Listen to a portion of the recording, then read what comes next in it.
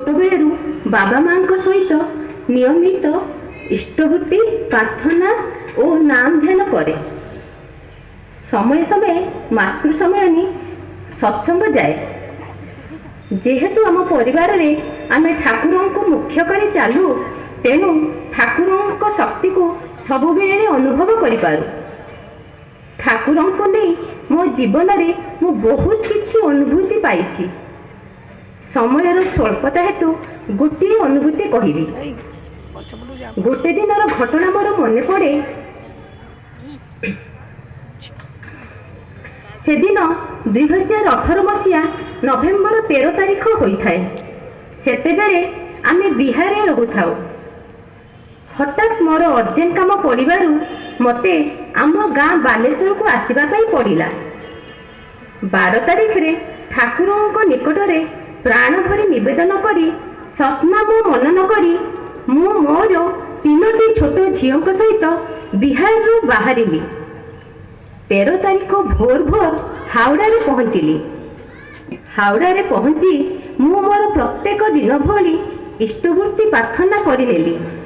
କାରଣ ଠାକୁର କହିଛନ୍ତି, ଯେଉଁ ଅବସ୍ଥାରେ ଯେଉଁ ସ୍ଥାନରେ ଥିଲେ ମଧ୍ୟ ସେହି ସମୟରେ ଇଷ୍ଟଭୂତି ପ୍ରାର୍ଥନା କରିବା ଉଚିତ।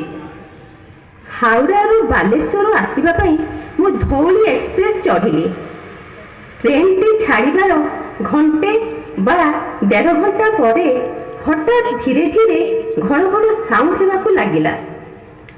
ଆସ୍ତେ ଆସ୍ତେ ସାଉଣ୍ଡ ଜୋରରେ ବଢ଼ିବାକୁ ଲାଗିଲା। ଏପଟେ ଟ୍ରେନର ସ୍ପିଡଟା ଜୋରରେ ଥାଏ।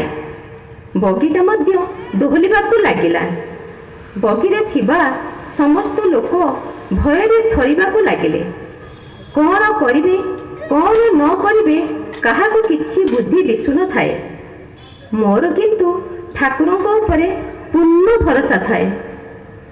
ସମସ୍ତଙ୍କୁ ଠାକୁରଙ୍କୁ ଡାକିବା ପାଇଁ କହିଲି। ମୁଁ ମଧ୍ୟ ଠାକୁରଙ୍କ ନାମକୁ ପ୍ରବଳ ବେଗରେ ପ୍ରାଣ ବିକଳରେ କଣ୍ଟିନ୍ୟୁଅସଲି କରୁଥାଏ। ବଗିର ଲୋକମାନେ ମଧ୍ୟ ଟ୍ରେନରୁ ବାହାରିବା ପାଇଁ ଯେତେବେଳେ ଚେଷ୍ଟା କରୁଥାନ୍ତି, ସେତେବେଳେ ଡୋର ଖୋଲିବା ମାତ୍ରେ ପ୍ରଚୁର ଧୂଆଁ, ଲୁହାଗୁଣ୍ଡ, ଧୂଳି ସବୁ ଭିତରକୁ ପଶୁଥାଏ। ହଠାତ୍ ଦେଖାଗଲା, ଠାକୁରଙ୍କ ଦୟାରୁ ଗାଡ଼ିଟି ଧୀରେ ଧୀରେ ସ୍ଲୋ ହୋଇ ରହିଗଲା।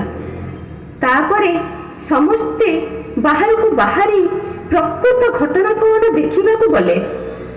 ମୁଁ ମଧ୍ୟ ତଳକୁ ଓହ୍ଲାଇ ଦେଖିଲି ଯେ ଆମ ବଗିର ଏବଂ ଆମ ପଛ ବଗିର ଚକ ଖସିଯାଇ ଗୋଟିଏ ପତଳା ପାତିଆ ରଡ୍ ମାଧ୍ୟମରେ ଘଷି ଘଷି ହୋଇ ଗାଡ଼ି ଚାଲୁଥିଲା। ଅନ୍ୟ ବଗିର ଲୋକମାନେ ଏହା ଜାଣିପାରି ଚେନ୍ ପୁଲ୍ କରିବାରୁ ଗାଡ଼ିଟି ରହିଗଲା। ଏତେ ସମୟ ବିତିଗଲା, କିନ୍ତୁ ଡ୍ରାଇଭରକୁ କିଛି ଜଣାପଡ଼ି ନଥିଲା।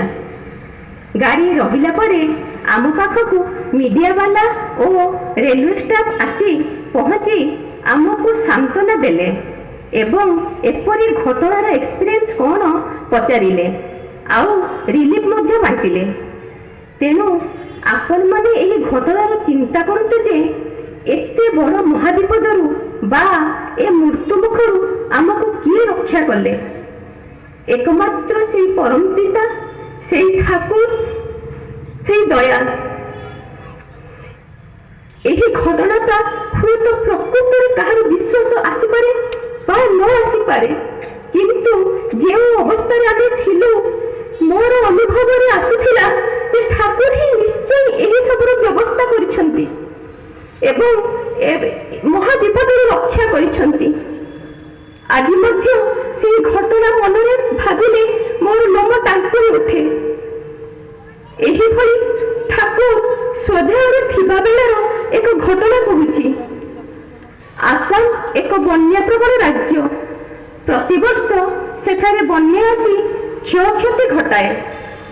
1961 ମସିହା ପ୍ରବଳ ବେଗରେ ବନ୍ୟା ଆସି ବହୁତ ଗ୍ରାମ ଭାସି ଯାଇଛି। ଗୋଟିଏ ଜାଗାରେ ରେଳ ଲାଇନର ତଳ ମାଟି ଧୋଇ ଯାଇଛି, ଆଉ ରେଳ ଲାଇନ ଶୂନ୍ୟରେ ଝୁଲୁଛି। ତଳେ ପ୍ରବଳ ବେଗରେ ଜଳସ୍ରୋତ ପ୍ରବାହିତ ହେଉଛି।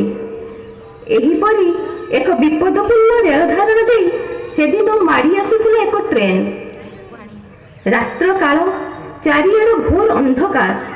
ଗାଡ଼ିର ଚାଳକ ଏ ସମ୍ବନ୍ଧରେ